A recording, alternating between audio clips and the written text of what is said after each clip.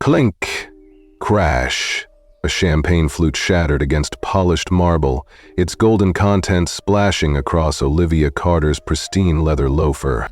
"This isn't your place." Ms. Blake's voice cracked like a whip, echoing through the VIP lounge at Heathrow. Olivia froze, heart pounding. Around her, the clink of luxury, silver trays, crystal glasses, hushed conversations came to a sudden halt. Olivia's mind raced. She lifted her gaze from the spilled bubbles to the woman in crisp navy uniform, silk scarf perfectly knotted, stilettos clicking with authority. Ms. Blake's lips curved into a polite smile, but her eyes were ice. Sorry," Olivia stammered, fumbling for her boarding pass. "I have a valid ticket. Seat 2A. Ms. Blake didn't blink. Instead, she leaned in, tone deliberate. "Business and first-class lounge is for premier customers only. You clearly don't belong here." A hush swept through the lounge. Executives in tailored suits, retirees in cashmere wraps, all turned to watch. Olivia's cheeks burned hotter than the spilled champagne at her feet. She swallowed, forcing her voice steady. "My pass is real. If you'd like, I can show you the confirmation email on my phone." Ms. Blake tapped a perfectly manicured nail against her glass. "I've been doing this for 15 years. I know who pays and who doesn't." She straightened, then walked away, leaving Olivia alone with dripping embarrassment. Norman Carter, Olivia's father, CEO of Carter Energy, had insisted on this seat. He'd congratulated her on finishing top of her science program and landing a coveted internship at the United Nations. The $5,200 0-cents business class ticket was both a reward and a sign of confidence. Olivia had earned every bit of it. Now she stood in the glare of judgment, ticket crumpled in her hand. The plush lounge doors loomed behind her. The main terminal beyond promised anonymity, but at the cost of that coveted 2A. Olivia took a steadying breath. She would not cry, she would not beg. She squared her shoulders and slipped the pass back into her blazer. "Fine," she whispered, voice low but firm. "I'll go." A ripple of whispering followed her out. She crossed the threshold into the main concourse. Harsh fluorescent lights, rolling suitcases, distant flight announcements. The luxury of the VIP area gave way to sterile airport hustle. Her polished shoes clicked on tile. Each step felt heavier than the last. Once seated in the cramped economy cabin, Olivia pressed her back against the cold wall and closed her eyes. She replayed every moment. The confident approach to the counter, the polite smile that had met contempt, the way Ms. Blake's stare had cut through her like a blade. Her phone buzzed in her pocket, a notification from the FAA app she'd installed as a special intern in training. Emergency code 47B. Ready. Olivia's throat tightened. She didn't want to embarrass Ms. Blake more than she already had, but she owed herself a chance at justice, and a world that believed a young woman could belong anywhere she'd earned. Swiping open her boarding pass, Olivia located the discreet QR code under the official seal. With a steady thumb, she scanned it through the FAA app's emergency hotline. Her pulse quickened as the screen confirmed. Directive 47B engaged. Alert sent. Behind the curtain, the galley lights flickered and then stabilized. Olivia didn't need to see more. The system would take care of the rest. Back in the lounge, Miss Blake reached for her phone. A single beep, sharp, insistent, blew the smug confidence from her face. She stared at the screen as if it had betrayed her. Her perfectly coiffed hair trembled when she realized the alert came not from a patron's complaint, but from an FAA directive. In the cockpit, Captain Monroe's voice crackled through the intercom. "Ladies and gentlemen, we've received an emergency FAA grounding order. We must remain at the gate until further notice. Apologies for the delay." A murmur rippled through the passengers. Olivia felt a rush of vindication, but kept her seat, heart fluttering. She wasn't looking for applause, just the quiet satisfaction of truth prevailing. Blake's heels clicked urgently as she hurried away, summoned to the cockpit to explain herself. Olivia pressed her fingertips to her lips, inhaled slowly, and let the tension drain. She hadn't raised her voice. She hadn't caused a scene. She'd simply held her ground. And, with one discreet scan, reminded everyone that respect comes not from money alone, but from the right to belong. And that belonged to her. Olivia Carter eased into the plush contours of seat 2A, the leather cool beneath her fingertips as she buckled her seatbelt and tucked her satchel into the spacious overhead bin. The soft hum of the aircraft's pre-fleet systems vibrated through the cabin walls, a steady reminder that soon she'd be soaring across the Atlantic. Around her, fellow business-class passengers adjusted pillows, leafed through in-fleet magazines, and sipped champagne. But Olivia barely noticed. Her attention was fixed on the leather-bound portfolio resting in her lap. Inside were the summary papers from her recent internship at the United Nations, the very reason she'd earned this ticket in the first place. Just a week ago, she'd walked through the UN Secretariat building in New York, awed by the towering flagpoles lining the plaza and the marble floors polished from decades of world leaders' footsteps. She'd spent long days in cramped briefing rooms, poring over data on climate resilience and drafting policy recommendations on sustainable energy, when her supervisor, a senior economic advisor, had tapped her on the shoulder and said, "We want you back next quarter." Olivia had felt a surge of pride unlike anything before. It was that accomplishment, her acceptance into a highly competitive science program followed by this unforgettable UN experience, that had compelled her father to give her this business-class ticket, a tangible token of faith in her abilities. Now, as the flight attendant passed by distributing noise-canceling headphones and menus featuring lobster risotto and truffle parmesan potatoes, Olivia allowed herself a quiet smile.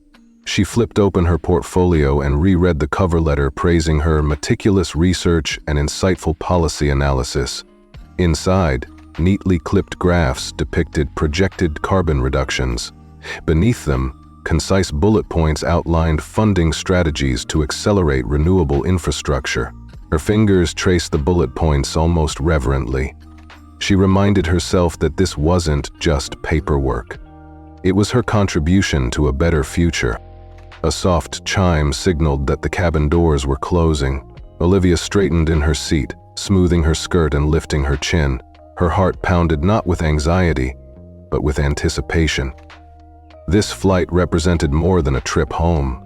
It symbolized new beginnings.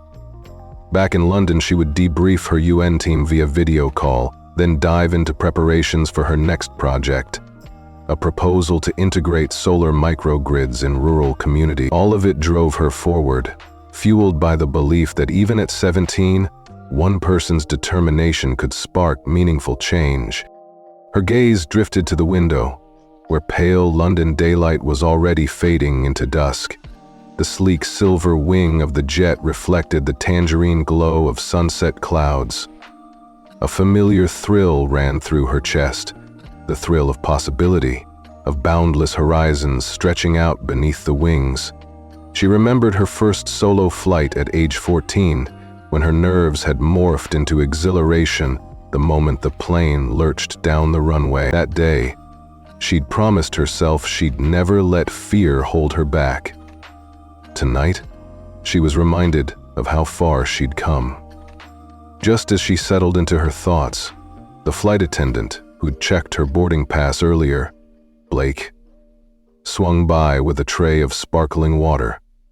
Olivia braced for another glare or a dismissive glance, but the attendant nodded curtly and moved on. Olivia exhaled. Perhaps the earlier incident in the VIP lounge, though humiliating, had been a closed chapter. In this cabin, she intended to savor every moment. The fine dining, the uninterrupted quiet for reading, and the space to reflect on her achievements. She reached for the noise-canceling headphones and turned on the soft instrumental playlist she had queued up. As the engines roared to life and the seatbelt sign blinked on, Olivia's thoughts flickered back to the UN corridors, shaking hands with diplomats, debating grant proposals, and the hum of international cooperation. She felt a deep connection to every idea she'd pitched and every statistic she'd cited to bolster her arguments. Those experiences had reshaped her worldview, forging in her a sense of responsibility that extended far beyond her own ambitions. Now, suspended between continents, she felt a surge of purpose.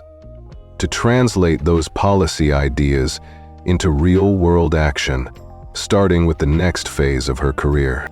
The plane taxied, the city lights of London dimming behind them, and Olivia pressed her palm against the window's cool surface. She trusted in her training, her intellect, and the network she'd built, even in the face of skepticism earlier that afternoon. The rhythmic rumble of wheels on the tarmac faded into a gentle lift as the aircraft climbed skyward. Olivia oriented her portfolio on the fold-out tray, already reviewing the timeline for her next UN briefing. As the cabin lights dimmed and the in-flight service menus were collected, Olivia leaned back and closed her eyes. A single thought settled in her mind. This journey wasn't just about returning home. It was about charting a course for her future, one policy proposal at a time. She inhaled the faint scent of new leather and recycled air, feeling grounded by the knowledge that she had earned her place here, both literally in Seat 2A and figuratively in the next generation of leaders. And as the engines droned on, Olivia drifted into a calm focus, ready for whatever challenges and triumphs awaited her on the horizon. The cabin lights glowed softly overhead as the seatbelt sign blinked off. A hush settled over the business class section of Flight 742, and passengers exchanged polite smiles. Except for one. Miss Blake stood at the front of the cabin, arms crossed, gaze fixed on Olivia Carter, with an intensity that made every hair on Olivia's arms prickle. Olivia straightened in her seat, sliding the portfolio onto the armrest. She felt tension knot in her chest. Just moments ago, she'd allowed herself a quiet moment of pride, the engine's hum beneath her, the soft cushion of Seat 2A, and the promise of a smooth journey. But now that peace evaporated under Ms. Blake's icy stare. Ms. Blake cleared her throat, voice measured but low enough that only the first few rows could hear. "Miss Carter," she said, her tone flat. "I need to see your boarding pass again." Olivia took a breath and reached into her blazer pocket. She withdrew the slightly crumpled pass, its edges a reminder of the spill in the lounge. "Here you go," she replied, offering it calmly.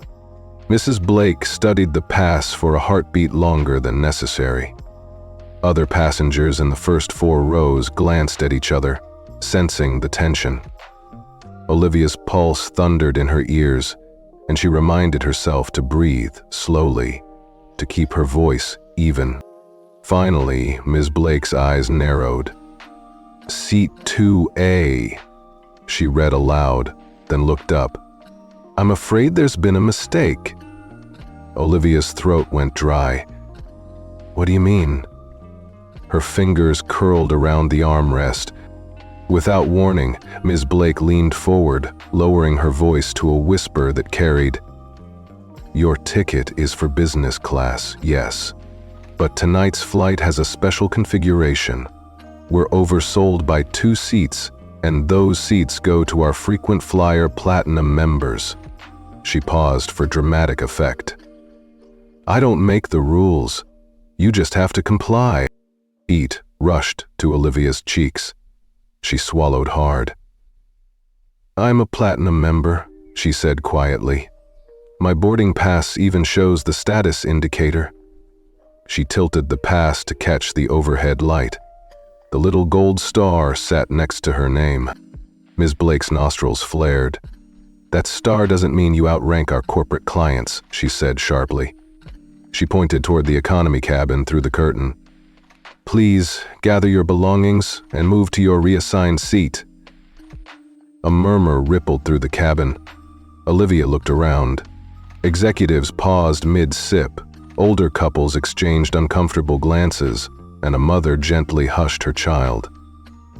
The silence pressed against her, heavier than any voice could. She could almost hear her own heart beating, thump, thump. Fighting the urge to bolt upright, Olivia slid out of C2A with as much composure as she could muster. She lifted her portfolio and noise-canceling headphones, then closed her eyes for a moment as she stepped into the aisle. The cabin door swung open, and the staccato of her heels echoed through the business class sanctuary. Every step felt like a page in a play she hadn't auditioned for. She heard Ms. Blake's heels clicking behind her, slow, deliberate. A merciless spotlight followed her down the aisle. Passengers shifted in their seats to watch. The woman in row 1D tucked her chin into a fur collar. A man in row 3B cleared his throat. A grandmother in row 5E adjusted her pearl necklace, as if preparing for a photo. Olivia's senses sharpened. The subtle scent of almond-scented cleanser mixed with recycled air, the distant whir of the galley cart, the soft overhead announcements fading in and out. She gripped her portfolio tighter, reminding herself that inside were ideas larger than any single flight. Climate policy, renewable energy frameworks, the future she was building. She drew strength from those visions, her gaze fixed ahead, refusing to let shame define her story. At the economy curtain, Ms. Blake stepped forward and tapped Olivia's shoulder. Her voice was cold enough to etch glass. "Seat 18C." She indicated a spot 3 rows back. "Enjoy it." Then she turned sharply and strode away, leaving Olivia alone in the narrower, darker section of the plane. Olivia exhaled, fighting the swirl of humiliation and anger. She walked down the aisle, catching the uncertain stare of a passenger who'd booked last-minute coach to see his grandchildren. Olivia's stomach twisted. She didn't want pity. She wanted justice. But she also knew that losing her temper would play right into Ms. Blake's hands. When Olivia reached seat 18C, she paused. The cushion looked thriftier, the legroom tighter, the overhead bin slots nearly full. She set down her portfolio and slid into the seat, pressing her back against the stiff fabric. The murmur of passengers and the low chime of the seatbelt sign felt oppressive. For a moment, she closed her eyes and let the weight of it all settle. The injustice, the spotlight, the stunned silence that followed her. But then Olivia thought of her UN briefing, of the mentors who told her she had a bright future, and of her father's unwavering belief in her. That belief didn't come with conditions on where she sat. It came from her character and her work. She straightened in her seat, lifting her chin. She tapped her phone's screen and opened the FAA app, the next step in her plan. She reminded herself, sometimes the most powerful voice isn't the loudest one, but the one that speaks at exactly the right moment. As Ms. Blake's distant laughter filtered through the galley curtain, Olivia took a steadying breath and tapped the QR code hidden beneath her boarding pass. The app responded with a quiet ping. Directive 47B engaged. Behind her, the cabin lights flickered briefly. Olivia didn't need to look back. She knew that soon, the entire flight, every seat from first class to the back, would understand that respect wasn't a matter of configuration charts or status stars. It was a right. And she was about to make sure they couldn't ignore it. The overhead fastened seatbelt sign glowed softly, casting muted reflections on the polished metal of the armrest. Olivia Carter sat in seat 18C, her back pressed against the stiff economy fabric, the noise-canceling headphones resting unused on her lap. Around her, passengers settled into the cramped rows, some flipping through magazines, others closing their eyes, and the low drone of the engines felt distant, almost serene. But inside Olivia's chest, a storm was raging. Her initial humiliation had cooled into a slow-burning ache. She traced the indentation of her backpack strap against her shoulder and remembered how, just a few moments ago, the cabin had felt like a sanctuary. Now it seemed like a courtroom. She pictured Ms. Blake's expression, cold, dismissive, when she'd been ordered to give up her seat. The shadow of that moment had followed her all the way down the aisle, settling in her stomach like a lead weight. Closing her eyes, Olivia let her thoughts drift back to the VIP lounge at Heathrow. She replayed the cascade of champagne, the hush that fell over polished travelers, and the polite but merciless way Ms. Blake had dismissed her claim.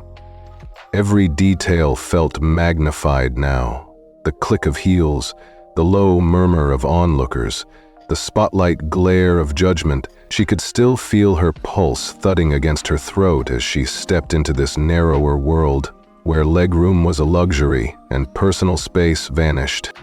A soft sigh escaped her lips. Shame and anger swirled inside her, but so did something else, a simmering determination.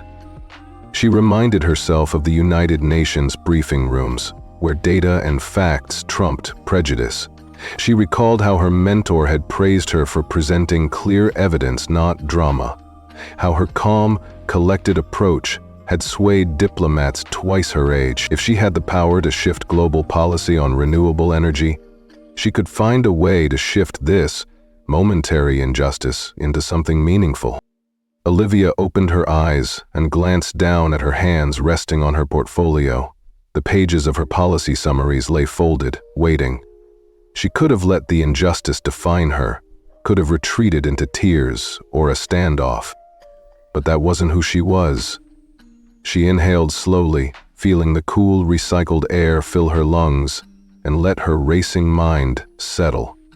The humiliation was real, but it was not her identity. Around her, the economy cabin hummed with muted tension. A family of 4 across the aisle passed a tablet back and forth. A business traveler in the row ahead rustled paperwork. The flight attendants moved quietly, unaware of the silent drama that had unfolded up front. Olivia reminded herself that everyone here had a story. Some weary commuter, some vacationing couple, some traveler desperately trying to get home. Many would never understand her experience, and many more would turn away rather than intervene. But she didn't need them to intervene. She needed one person to answer her call. Her father's words echoed in her mind. "You have the power to stand up for what's right, Liv. Use it wisely." Olivia flipped open the FAA app on her phone, scrolling past general information to the section marked Emergency Directive 47B. She'd initiated the code with a quiet tap, but now she needed to trust that the protocol would work exactly as designed. Beneath the polite veneer of this flight lay a structure of rules and regulations, tools built to safeguard fairness, not privilege.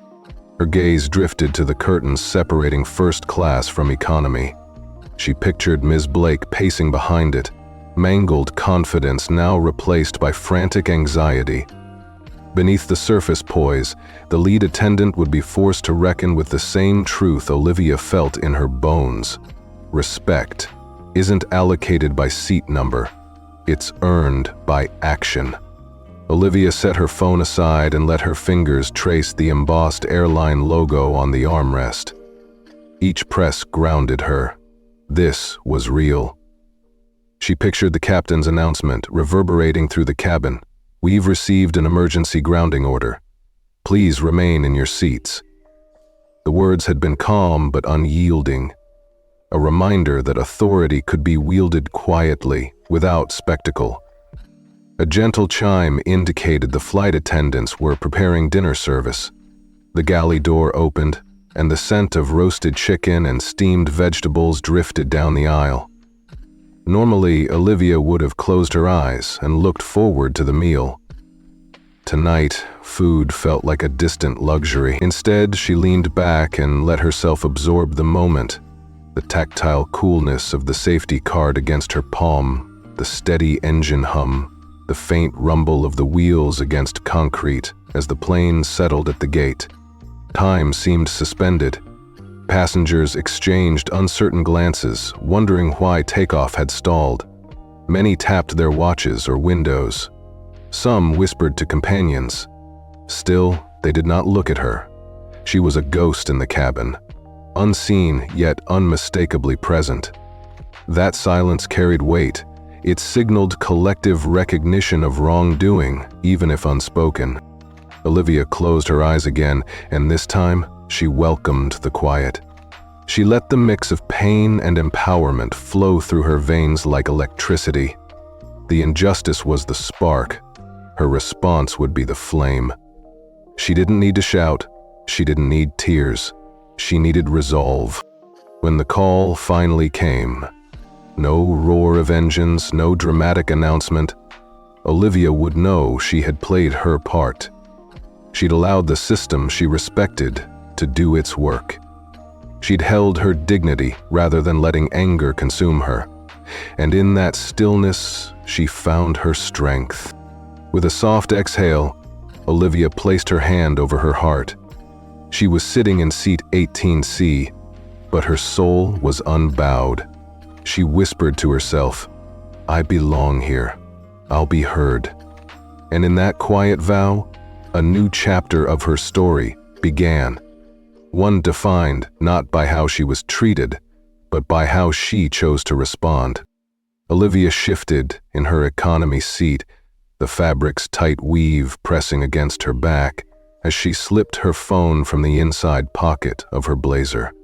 The cabin murmured softly around her, passengers leafing through magazines, the gentle clank of service carts, the low hum of the ventilation system. It all sounded distant, muted by the weight of what she was about to do. She stared at the screen of her phone. On it, the FAA app glowed with quiet authority. A discrete icon labeled Emergency Directive 47B sat at the bottom of the home screen. She remembered her father's voice when he explained how she, as a special FAA intern, had access to this protocol for worst-case scenarios.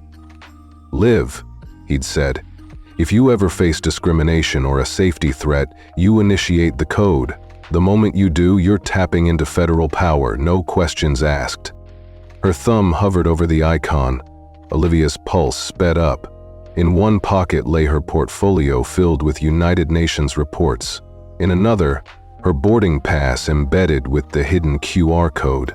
Everywhere else, she looked like any other quiet teenager, bounced back to coach class. But tonight, she held more leverage than anyone in this cabin could imagine. She took a deep breath and opened the directive. A form appeared.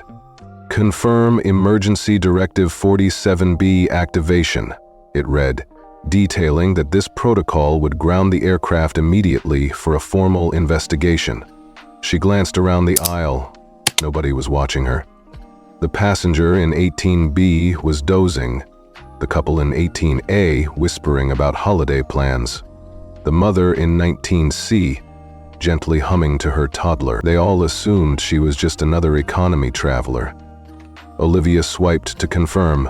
A second screen asked her to scan her boarding pass QR code. She pulled the pass out, the slight crease from Heathrow's champagne spill still visible, and held it under her phone's camera. The app beeped. "QR code verified," flashed in green. She pressed the final submit button. Her stomach fluttered. She tapped the screen again when the confirmation appeared.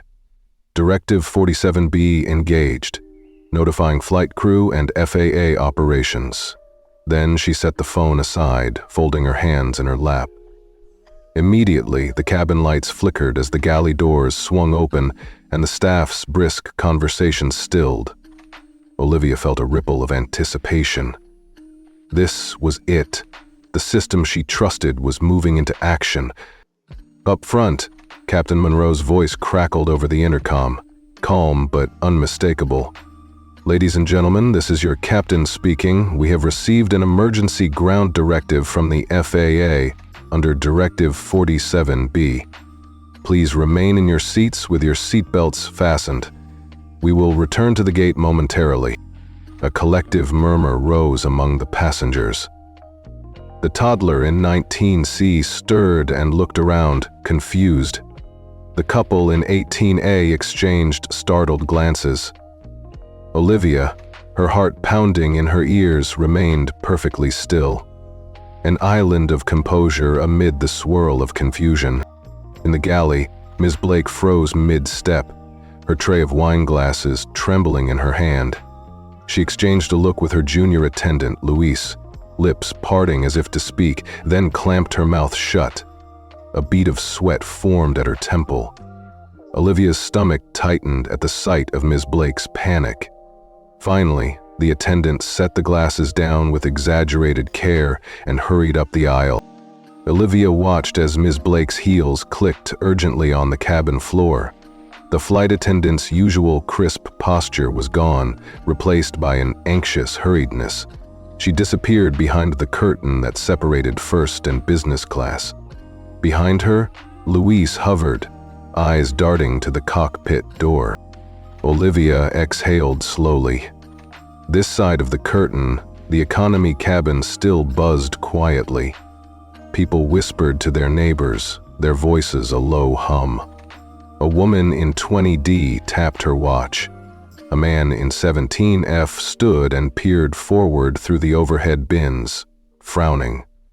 They didn't know exactly what had happened, but they sensed that the woman in the premium seats, the one who'd wielded authority moments earlier, had lost it. Olivia leaned back, closing her eyes briefly. Relief washed over her, but she refused to let it cloud her purpose.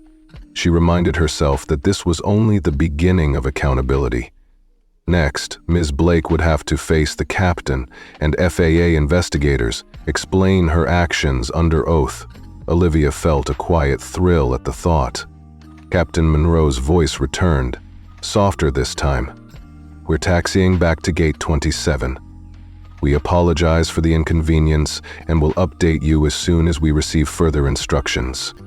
Along the aisle, flight attendants moved to secure loose items. Luis passed by Olivia, offering a small nod of acknowledgement but nothing more. Olivia nodded back, grateful for the silent recognition. She felt a bond of shared triumph with Luis, even though they'd never spoken more than a few words. At seat 18B, the dozing passenger stirred and leaned over. "Hey, did you see that?" he asked, voice hushed. "I thought we were cleared for takeoff." Olivia simply offered a small, neutral smile. She closed her book. She'd been reading a UN report on carbon sequestration and placed it in her lap. She didn't need to explain. The hairs on her arms tingled with the knowledge that justice had been delivered without her raising her voice. She let her gaze drift to the cabin ceiling, where the soft lighting created long, calm lanes of illumination. It was oddly peaceful for such a charged moment. That peace, she realized, was the product of order asserting itself. When rules were designed to protect fairness, they worked, even when the initial system had been abused. Moments later, the seatbelt sign clicked off. Passengers shifted in their seats, murmuring about delayed flights and lost connections. Olivia spotted Ms. Blake's silhouette through the curtain, erect and trembling, heading toward the cockpit door. The attendant's confident stride was gone. In its place was purposeful uncertainty. Olivia's lips curved in a small, satisfied smile. She turned to look out the window, catching sight of Heathrow's gate lights and the jet bridge sliding into place. She saw the ground crew waiting, their high-visibility vests bright under the floodlights. This moment, this return to the gate, felt like a victory lap, a public acknowledgement that a wrong had been righted. Olivia tucked her hands under her chin and allowed herself to relax. She didn't need fanfare. The murmurs around her, the captain's formal apology, Ms. Blake's anxious pacing, that was enough. In this quiet victory, she found a profound sense of closure. Then, from her pocket, her phone buzzed again. A message from her father. "Well done, Liv. Proud of you." She tapped the reply field and simply typed, "Thank you." She slipped the phone back into her pocket and leaned into the fabric of her seat, ready for whatever came next. She had reclaimed more than a seat, she'd reclaimed her dignity. And in doing so, reminded everyone on board that true power lies in quiet resolve. Ms. Blake stood behind the galley counter with an air of forced composure, her back ramrod straight and her shoulders squared as though daring anyone to question her authority. She adjusted the silver napkin stack for the third time in 2 minutes, each precise motion betraying the tension coiling under her uniform. The soft hum of the flight attendant's chatter was a distant backdrop. She had mastered the art of commanding silence in first class, but tonight, something felt off. Olivia Carter sat several rows back in 18C, fingers lightly drumming the armrest, eyes fixed on the small curtain that separated economy from the premium cabins. Through the thin fabric, she could just make out Ms. Blake's silhouette, tall, proud, and painfully unaware of the storm gathering around her. The knowledge that an FAA emergency directive had already been sent hung heavy in the air, but the attendant in question seemed determined to maintain her facade of control. Minutes passed in a careful rhythm. The beverage cart rolled down the aisle, attendants offering water and soda, but Ms. Blake remained behind the curtain, as though anchored there by her own brittle confidence. Luis, the junior attendant, hovered in the aisle, offering curt nods to passengers, but avoiding any eye contact with Ms. Blake. His discomfort was palpable. He remembered how decisively Olivia had been ejected from 2A, and couldn't help but feel a shame that hung in the cabin like weighty dust. A couple in row 19 exchanged glances. The woman tapped her watch, then frowned and peered toward the cockpit door. Commander Monroe's earlier announcement had promised a quick return to the gate, yet here they were, still idling. No rumble of taxiing, no radio chatter rising above the engines. The ambient light from the overhead panels painted everyone in a dull glow, highlighting the subtle shifts of unease on each face. Meanwhile, Ms. Blake finally stepped out into the aisle, crisp heels clicking against the linoleum. She cleared her throat, voice pitched just high enough to draw attention. "Ladies and gentlemen, our catering service will be delayed while we finalize preparations. Please remain seated." She caught herself, swallowed, and forced a smile. Please remain seated until further notice. Thank you for your patience." The engineered calm in her tone rang hollow. A teenager in 17F peeked over the seatback and winked at his friend. A woman in 20C shook her head and murmured, "She's losing it." The small acts of rebellion delighted Olivia.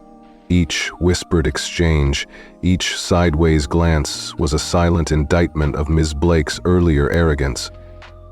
Olivia allowed her shoulders to relax fractionally, though her heart still thrummed with nervous excitement. She had initiated Directive 47B almost 10 minutes ago. Soon, the truth would surface. Yet even as she steeled herself for the aftermath, she remembered her mentor's advice at the United Nations.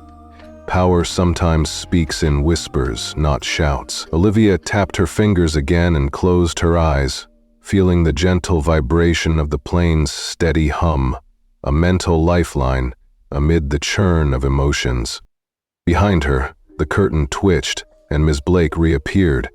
Her uniform was impeccable, but her hair had loosened at the nape.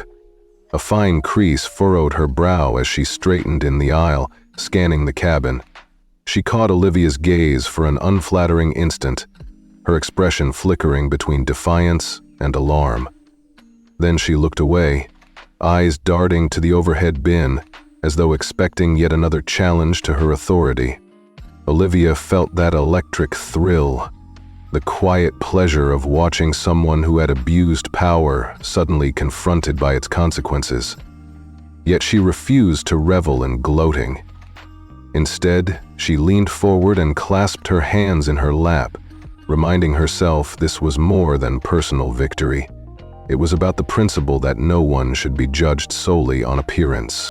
In the galley, Miss Blake's normally swift, choreographed movements grew hesitant. She tapped a finger on the stainless steel countertop, then swiped at an invisible speck of lint on her sleeve.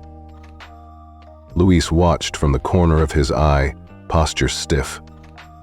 They both knew something unseen was closing in. A soft beep came from the flight deck, followed by a click that resonated through the intercom system. Every passenger stopped mid-bite, mid-sip, or mid-whisper. Silence drenched the cabin. Olivia felt her pulse spike and instinctively sat taller. Moments later, Captain Monroe's voice echoed with crisp clarity. "Attention all crew, we have an official FAA inquiry regarding a seating incident involving passenger Olivia Carter. Please prepare to assist federal officers when they board. Ms. Blake, report to the cockpit immediately for debriefing." A collective gasp rippled through the cabin. Ms. Blake, standing near row 10, froze like a statue.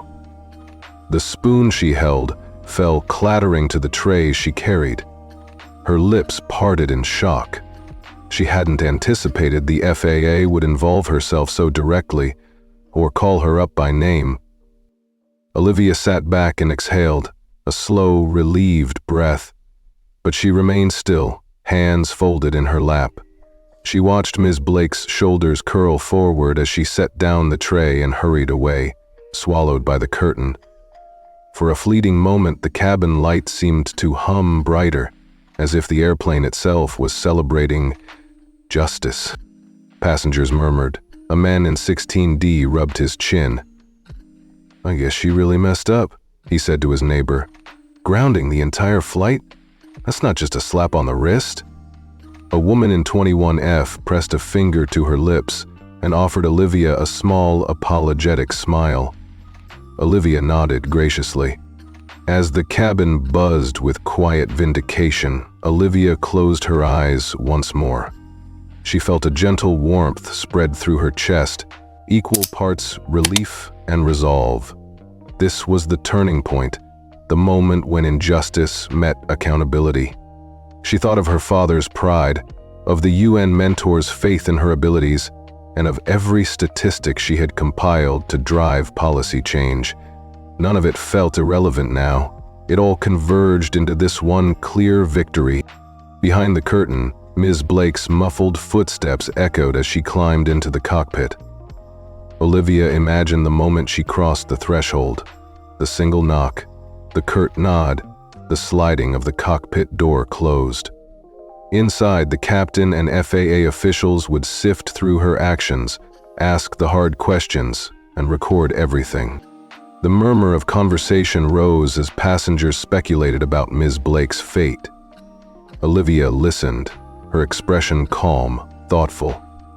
She reflected on how easily a single person's assumption can ruin someone else's dignity, and how the right action, no matter how quiet, can restore it. When the intercom buzzed again, this time signaling formal instructions for disembarkation, Olivia cracked her eyes open and looked forward. The overhead bins clicked shut, and the seatbelt sign illuminated once more.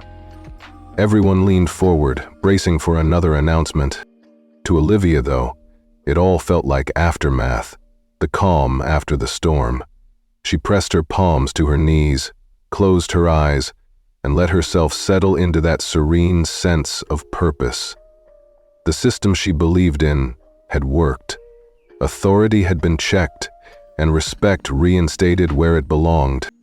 As the engines revved for taxiing back to the gate, Olivia whispered to herself, "Thank you, Directive 47B." And in that soft echo, she affirmed her faith. Sometimes true power is wielded not with force, but with the quiet knowledge that fairness deserves its moment in the light.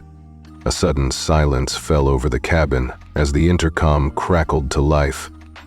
Olivia felt it before she heard it, a low-frequency thrum like distant thunder.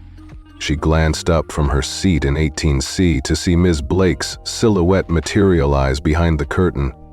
Rarely had the lead attendant returned to the economy section. Olivia's heart ticked faster, but she remained still, arms folded, anticipation coiling like a spring. Overhead, just above Ms. Blake's head, the flight deck speaker emitted a sharp beep, an unfamiliar tone, urgent and insistent. Olivia watched Ms. Blake freeze in mid-stride, her perfectly coiffed hair swaying. The attendant's right hand jerked to her ear as though pulled by an invisible thread. The next moment she fumbled with the small handset clipped to her uniform, knocking a stack of white napkins to the floor. Metal trays clinked as they shifted.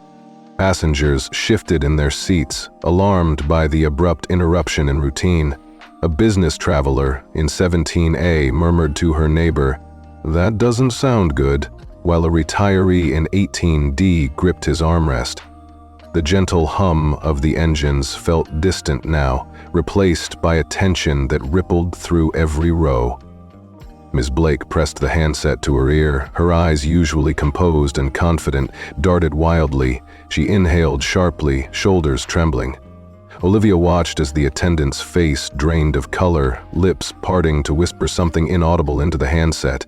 Then, in a voice strained nearly to breaking, Ms. Blake spoke. "Directive 47B? Ground the plane? Now?" Her words hung in the air like a challenge. Olivia leaned forward, silent but keenly attentive. The curt whisper of Ms. Blake's panic was a far cry from the cold control she'd exerted just minutes ago. The attendant's hand shook so badly that she gripped the handset with both hands, as if bracing herself for what came next. Through the thin curtain, Olivia could just make out Ms. Blake's reflection in the glossy galley panel. The attendant's eyes widened, pupils dilating, and a tremor ran through her jaw. Her free hand flew to her scarf, as though seeking comfort or a shield. Passengers near the curtain craned their necks, catching sight of Ms. Blake's unraveling composure. In the cockpit, Captain Monroe's voice sliced through the cabin's tension. Olivia recognized his quiet authority. "Ladies and gentlemen, this is your captain speaking. We have received an emergency FAA grounding order, Directive 47B. We are to remain at the gate until further notice. Please remain seated with your seatbelts fastened." The final words were punctuated by the sharp click of the intercom switch.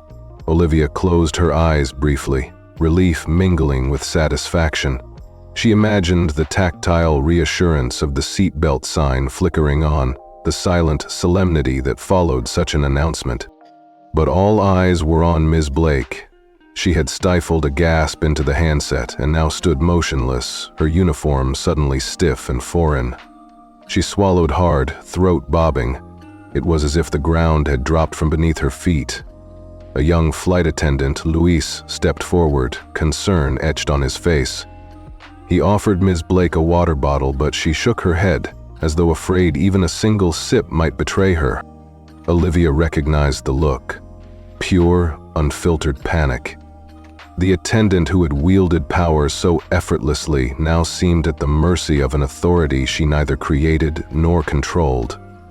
With one glance, Olivia felt a quiet triumph. No shouted protest could have delivered this moment more decisively. A soft murmur rose among the passengers. A woman in 19F whispered to her husband, "I've never seen anything like this." A man in 16C cleared his throat and muttered, "Grounded," over one girl's complaint. Olivia allowed herself a small, composed smile. She didn't need applause. The cabin's subdued recognition was enough. Mrs. Blake steadied herself against the curtain rail and took a measured breath. Her posture straightened, an effort to reclaim the poise she'd lost.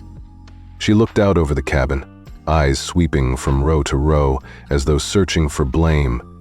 Then, with the grace of someone accustomed to masking fear, she tucked the handset back into its clip and gave one last, trembling nod toward the cockpit door. Every passenger held their breath as Miss Blake turned on her heel and strode toward the first-class galley. Her steps, once decisive, sounded tentative, punctuated by the soft click of her heels on the aisle carpet. Through the curtain, her silhouette disappeared, leaving behind a charged hush.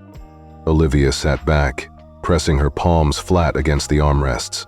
She let herself feel the full weight of what had happened. A flight attendant who had tried to strip her of dignity had been rendered powerless by the very system she served. It was not retribution, it was accountability. And it had been delivered without a scene, without a shout, just a quiet command, and an unwavering belief in procedure. The galley curtain fluttered as Ms. Blake re-emerged, this time clutching her service notebook. She paused for a moment mid-aisle, as though lining up her next steps. Louise hovered at her side, offering a respectful distance. Passengers leaned forward, their eyes fixed. For the first time, the cabin felt unified, no longer divided by class, but bound by a shared understanding that justice had its seat in every row. Captain Monroe's voice came again, calm and final. "Thank you for your patience. We will keep you updated as we coordinate with FAA operations. For now, please remain seated." With that, the intercom fell silent. The engines resumed a steady purr as the cockpit door clicked shut. Olivia closed her eyes, inhaling deeply. In that moment of quiet, she felt her heart slow to a steady rhythm. Pride, relief, and resolve blending into a single, clear purpose. She would return to her seat in first class soon enough, but more importantly, she had reaffirmed something fundamental: that respect isn't reserved, it's earned. And that even the quietest voice, at the right moment, can shift the power of an entire system. A tense hush settled over the cabin as Ms. Blake emerged from behind the curtain, her face paling under the soft overhead lights. She clutched her service notebook to her chest as though it were a lifeline. Captain Monroe's firm voice crackled through the intercom, drawing the cabin's collective attention. "Ms. Blake, please report to the cockpit immediately for debriefing." The words landed like a verdict. Mrs. Blake paused mid-stride, her polished heels clicking hollowly on the aisle carpet. She glanced toward the cockpit door at the front of the plane, a sleek panel of steel and glass that now seemed more like a judge's bench than a place of refuge. Passengers shifted in their seats, instinctively leaning forward. A ripple of curious murmurs passed through the rows. The mother 2 seats ahead whispered to her daughter, "I've never seen a crew member called up like that." A businessman tapped his watch and muttered, "This must be serious." Even in economy, the air felt electric. Ms. Blake inhaled, squared her shoulders, and forced herself to walk on. She moved with measured steps, each one echoing the crack in her composure. As she passed seat 2A, Olivia's former throne, Olivia caught her eye and offered a calm, even nod. No gloating, just a poised acknowledgement. "It's your turn now." Ms. Blake looked away quickly, cheeks flushing. The passengers in first and business class peered down at her as though she were a performer on a stage. In that moment, Ms. Blake was both accused and audience, forced to face them all. The cabin lights dimmed briefly as the flight attendants prepared to close the galley door. Through the narrow glass window embedded in the cockpit door, Ms. Blake's reflection appeared. Her lips pressed into a thin line, eyes wide with apprehension. Her chest rose and fell in shallow, rapid breaths. Captain Monroe stood at his station, headset in hand, watching her approach. Beside him, the co-pilot's shoulders were squared, expression unreadable. 2 FAA operations managers crowded the cockpit, one with a tablet in hand, the other scanning a printed manifest. Their presence turned the cockpit into an impromptu tribunal. Passengers craned their necks to watch. A soft clicking of cameras went up and down the cabin as a few discreet phones lit up. Ms. Blake took a final breath and tapped on the cockpit door. A quick "come in" sounded, and the door slid open with a muted hiss. Inside, Olivia imagined the sterile brightness of the cockpit, the cool blue glow of the instrument panel, the quiet hum of avionics. Ms. Blake stepped onto the small landing, notebook clutched, and closed the door behind her. The silence in the cabin that followed was heavy.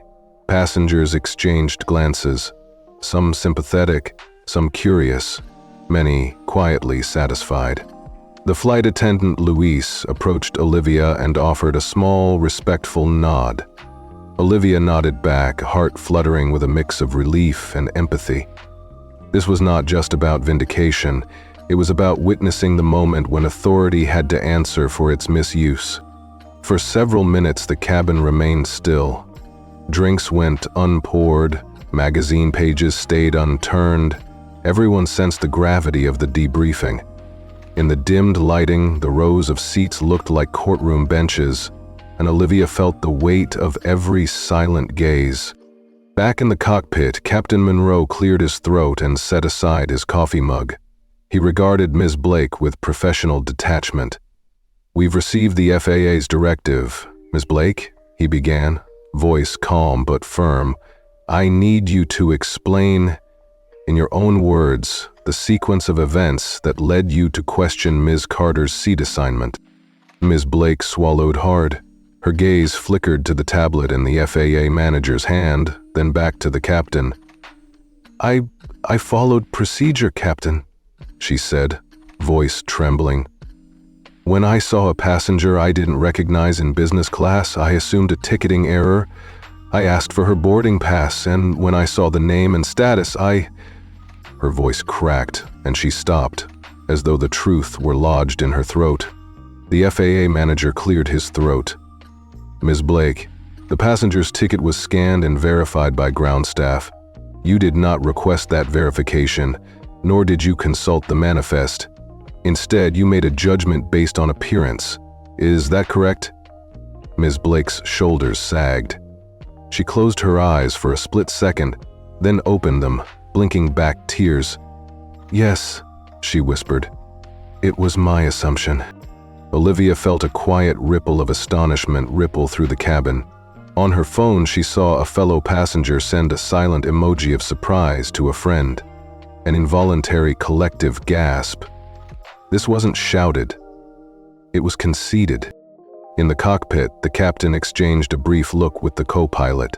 Then he turned back to Ms. Blake. "Thank you for your honesty. We'll need a full written statement upon landing.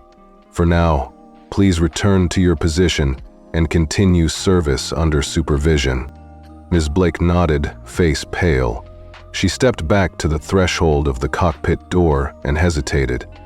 Behind her, the FAA managers scribbled notes. Her eyes flicked over the rows of curious faces visible through the window. Then, with a final breath, she stepped through and closed the door. The intercom crackled on.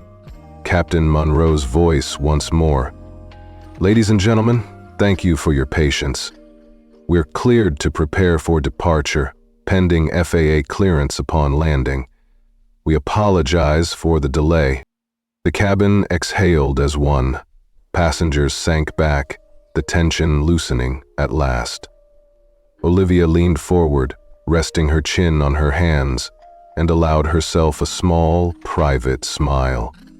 This was the moment when the system she believed in had taken its course, when procedure checked prejudice and quiet accountability carried the day. She caught Luis's eye as he passed with a service tray. He offered her a glass of water, perhaps an unspoken apology for the ordeal.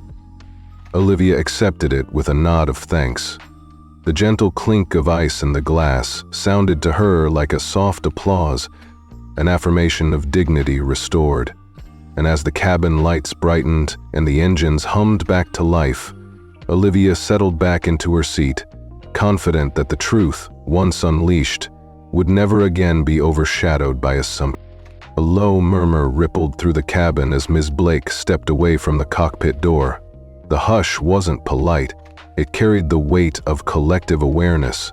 a gentle indictment of anyone who had looked the other way. Olivia Carter sat in 18C, her back straight, eyes forward, but she felt every gaze settle on her like a soft spotlight. None of them met her head-on. Instead, they whispered in pairs, edged in remorse. A woman in 17D leaned toward her husband, voice barely more than a breath. "Can you believe she did that? Grounding the whole flight?" The man shook his head, frowning. A few rows ahead, a businessman in a navy blazer tapped out a quick text. Unbelievable what she did. One girl, one call. Olivia's heart fluttered, not from nerves, but from a quiet glow of vindication. She let her fingers rest on the edge of the armrest and exhaled softly. Captain Monroe's voice came over the intercom, calm and measured. "Ladies and gentlemen, we've received clearance to taxi. We apologize again for the inconvenience and appreciate your patience. Miss Carter, please join us in business class." The announcement was firm but respectful, a far cry from Miss Blake's earlier dismissal. Olivia felt a gentle lift in her chest. She unbuckled her seatbelt, collected her portfolio, and smoothed the crease in her blouse. Around her, passengers straightened, some shifting to make way, others offering small, encouraging smiles. As she rose, Olivia caught Luis's eye. He stood to the side, holding a tray of water bottles, uncertainty in his posture. When their eyes met, Luis tipped his head in a subtle bow, a quiet apology, a gesture of solidarity. Olivia nodded, feeling the corners of her lips tug upward. She made her way down the aisle. Each step echoed the journey she'd taken, from the humiliation of the lounge, through the indignity of economy class, to this moment of calm restoration. Passengers parted like the Red Sea, clearing a path back toward the curtain. A grandmother in row 15 offered her a reassuring smile. A young mother mouthed, "I'm sorry," as she passed. Olivia's pulse hummed with gratitude but remained steady. At the curtain, Olivia paused. She pressed her fingertips against the cool metal frame for a moment, gathering herself. On the other side, business class passengers sat upright, some craning their necks to witness her return. The seat that had been hers, 2A, awaited, empty but for the faint indentation she'd left. The leather looked immaculate again, no sign of spilled champagne or confrontation. It was as if the world had reset itself to right a previous wrong. Mrs. Blake stood near the galley, arms folded, eyes downcast. For a heartbeat, Olivia considered skipping the formalities, simply sliding back into her seat. But this wasn't about vengeance. It was about dignity. She lifted her chin, drew in a steady breath, and stepped forward. "Miss Carter?" Ms. Blake's voice cracked slightly, betraying her tension. She extended a hand toward 2A. "Your seat, miss." She hesitated, swallowing. "I apologize for the confusion earlier. Please, have a seat." Olivia offered her a polite nod. "Thank you." She accepted the gesture without fanfare, sliding into 2A with measured grace. The fold-out tray clicked softly as she tucked her portfolio onto the side table. The plush cushion seemed to welcome her back, and Olivia let herself settle into its embrace. The cabin lights dimmed to a warm glow as flight attendants moved through the rows, preparing to finalize service. Ms. Blake hovered nearby, as if expecting another protest, yet none came. Instead, the cabin exhaled, a collective shift from awkward tension to a tentative peace. Olivia unclasped her portfolio, flipping to a blank cover page. She leaned back and closed her eyes for a split second, letting the relief wash over her. She had earned this seat, no longer by birthright or a father's name, but by the quiet force of truth. Her dignity felt restored, undiminished by earlier prejudice. A soft chime indicated that the flight attendants were ready to resume beverage service. A cart rolled by, and this time a glass of sparkling water was offered to Olivia first. An unspoken apology extended. She took it with a small smile and raised her glass in a subtle toast to the cabin. A man in 2C caught her eye and raised his own in return. She returned the gesture with a nod of thanks. Passengers in other rows whispered among themselves, their voices tinged with admiration rather than judgment. A mother tapped her child on the shoulder. "See, sweetie, right is right." An elderly gentleman in row 4 pressed his lips together and gave a small approving nod to the flight attendant. The shift was palpable. Respect had flowed back into the cabin. Olivia gazed out the window at the runway lights stretching ahead, the wingtip dancing in the glow. She felt a calm certainty settle in her mind, that justice, once set in motion, travels swiftly and quietly. No raised voices, no spectacle. Just a single call, a steadfast conviction, and an unwavering belief in procedure. Behind her, Ms. Blake retreated to her station, shoulders slumped yet relieved. The attendant's crisp posture was gone, replaced by a quiet humility. Olivia recognized the weight of that transformation. A fellow human confronting her mistake in the same confined space where she'd once wielded authority without question. The seatbelt sign clicked off as the engines began to taxi toward the runway. Olivia sipped her water and opened her portfolio, scanning over the policy summaries that had brought her this far. The graphs and bullet points were familiar companions. Now they felt fused with the lived reality of her own experience in this cabin. A gentle smile curved her lips. She closed the portfolio and pressed her fingertips together in front of her. A small gesture of peaceful resolve. Around her, the hum of conversation picked up, not with tension, but with a renewed sense of camaraderie. People leaned forward in their seats, scratching notes on their programs, or simply chatting quietly as if the cabin had regained its natural rhythm. For Olivia, this moment marked more than a return to her seat. It was a testament to the power of calm conviction, of rules designed to protect everyone equally, and of a quiet resilience that no amount of prejudice could shatter. She sat back, hands folded neatly in her lap, her gaze drifting across the cabin with measured awareness. And as Flight 72 gathered speed on the taxiway, preparing for takeoff at last, Olivia allowed herself one more glance toward Ms. Blake. The attendant offered a brief, sincere nod, an unspoken acknowledgement that respect, once lost, can be reclaimed. In the gentle glow of the cabin lights, Olivia Carter closed her eyes and inhaled deeply, savoring the moment. She had been dislodged from her rightful place and carried herself through the ordeal with dignity. Now, she was home, not just in seat 2A, but in the quiet confidence that she belonged there, and that justice, when delivered calmly, resonates far louder than any shout. Olivia settled back into the plush leather of seat 2A with a quiet sigh, feeling the familiar contours support her shoulders. The cabin lights were soft, casting a warm glow over the rows of passengers, many of whom now regarded her with respectful nods rather than curious stares. In that moment, the tension that had gripped the flight earlier felt like a distant memory. Ms. Blake stood just beyond the divider, her posture uncharacteristically humble. She cleared her throat, drawing the cabin's attention once more. Olivia allowed herself a small, encouraging smile before meeting the attendant's gaze. "Ladies and gentlemen," Ms. Blake began, voice steady but sincere, "I want to apologize for my earlier actions. I misjudged Ms. Carter based on appearance alone.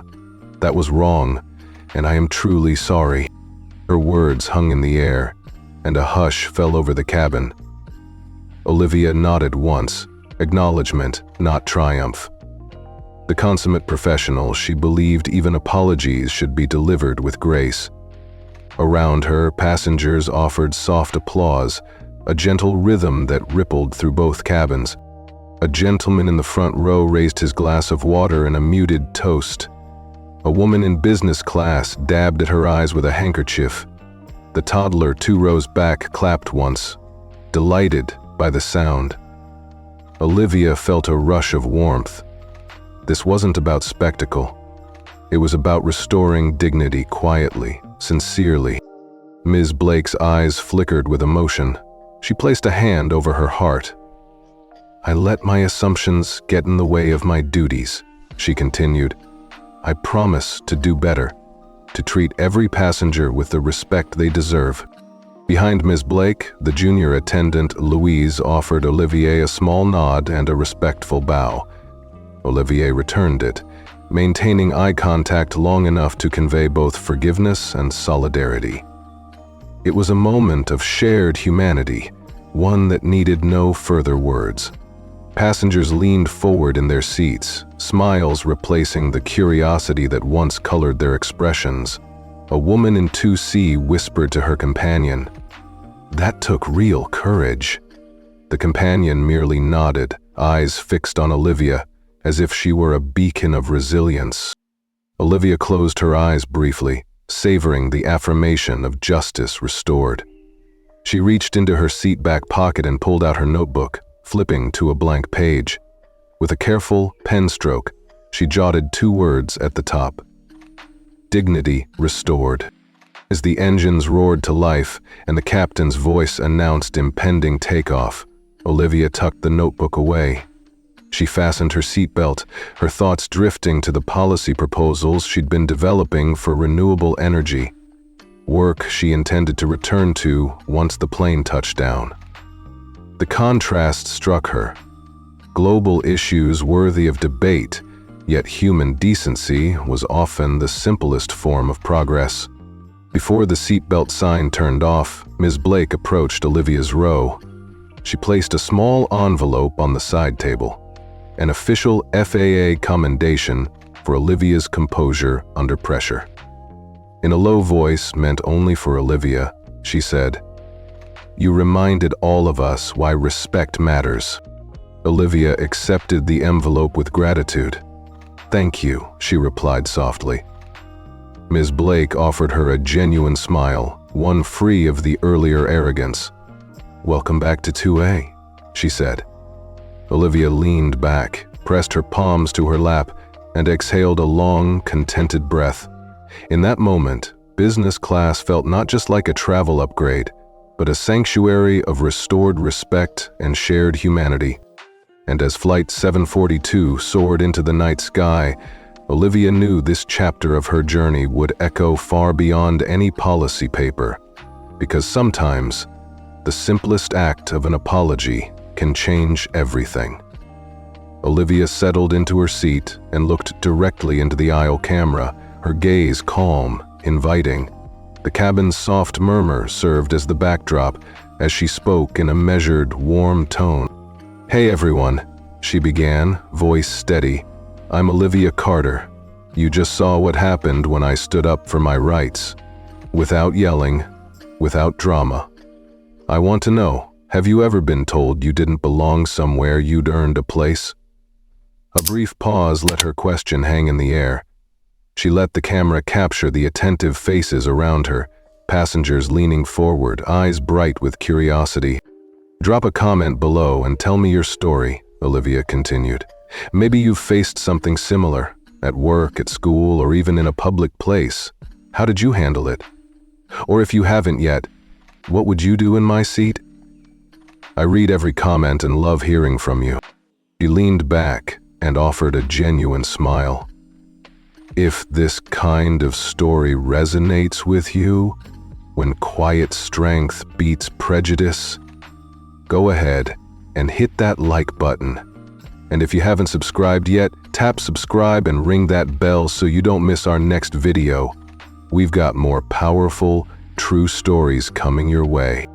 Olivia folded her hands in her lap and nodded toward the cabin. "Thanks for being part of this journey with me. I'll see you in the comments." As her friendly invitation faded to a final shot of the cabin, passengers exchanging nods and whispers, the screen transitioned to a gentle end card, encouraging viewers to share and subscribe. The cabin settled into an unusual quiet as Flight 742 touched down at JFK, the city's skyline flickering through the oval windows.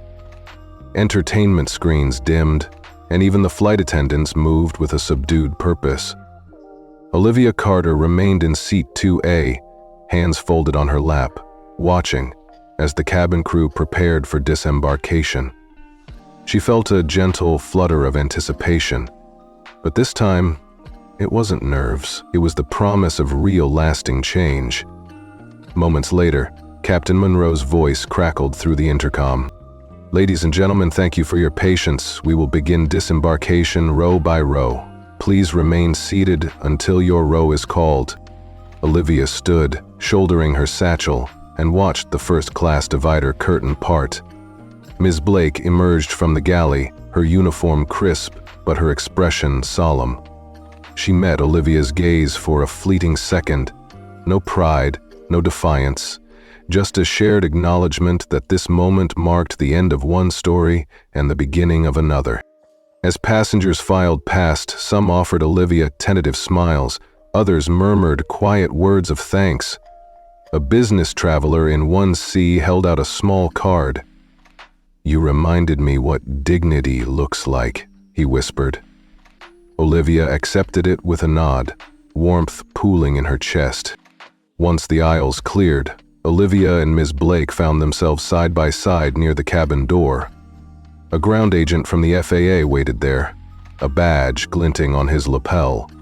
Behind him, a line of airline executives, operations managers, human resources directors, and Martin Raines, the airline CEO, stood in tailored suits. Ms. Blake's shoulders squared as she stepped forward, escorted by a uniformed officer.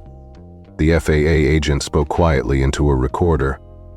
"Flight attendant Ms. Blake, you are temporarily suspended pending formal investigation into discrimination and breach of protocol." Ms. Blake nodded, eyes fixed on the agent's badge, then allowed herself to exhale. For 10 years, her uniform had symbolized authority. Now it represented accountability. Next, Olivia approached the CEO. Martin Raines extended his hand, his grip firm but respectful. "Ms. Carter," he said, voice measured.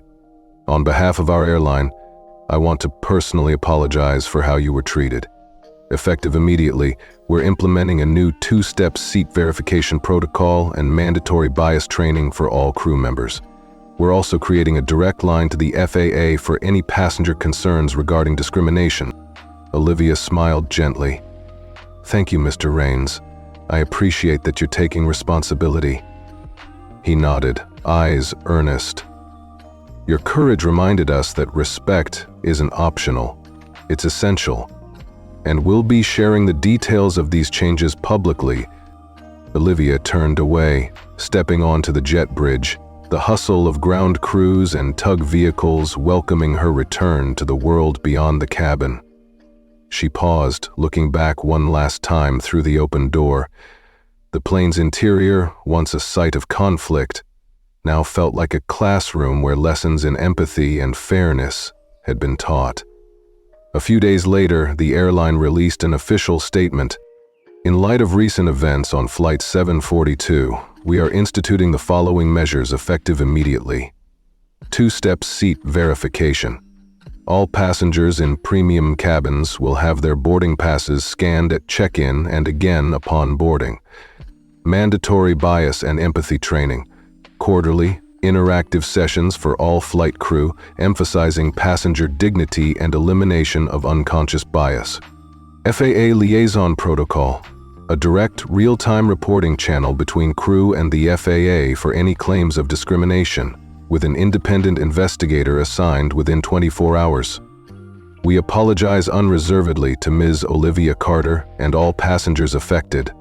Our commitment to passenger rights is unwavering." Within hours, industry publications hailed the airline's swift policy overhaul as groundbreaking and long overdue. Discussions spread across social media, with hashtags like Seat with Respect and Directive 47B trending among travelers and advocacy groups alike. That evening, Olivia sat at her laptop in her Lincoln Square apartment, reflecting on the whirlwind of events.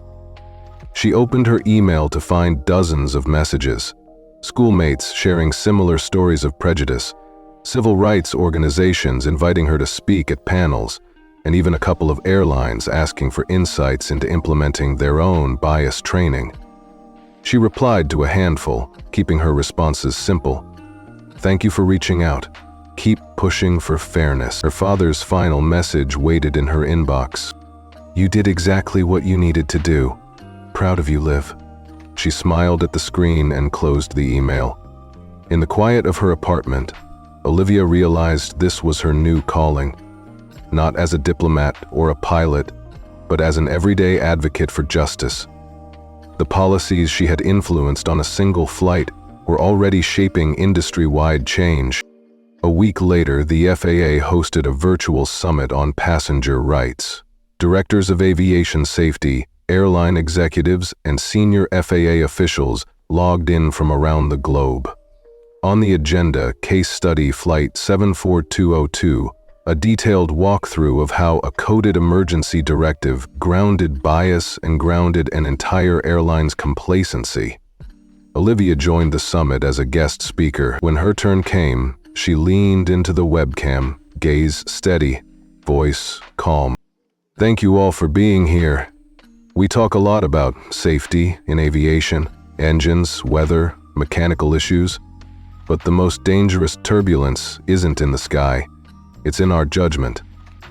When we assume someone doesn't belong, we risk injuring their dignity. Today's policies aren't just procedural fixes. They're commitments to treat everyone with respect, no matter their background. That's how we keep our skies and our society truly safe." The virtual room was silent for a heartbeat, then erupted in applause emojis and supportive comments. In that global audience, Olivia saw not just faces, but a shared responsibility to uphold human dignity. Back on her favorite subway train the next day, Olivia looked up from her phone to the passing city lights. She remembered the cabin of Flight 742, the hushed rows, the intercom's calm authority, the ripple of respect that followed. She closed her eyes and allowed herself a moment of quiet pride. The flight may have never taken off as scheduled, but the truth it carried had already soared.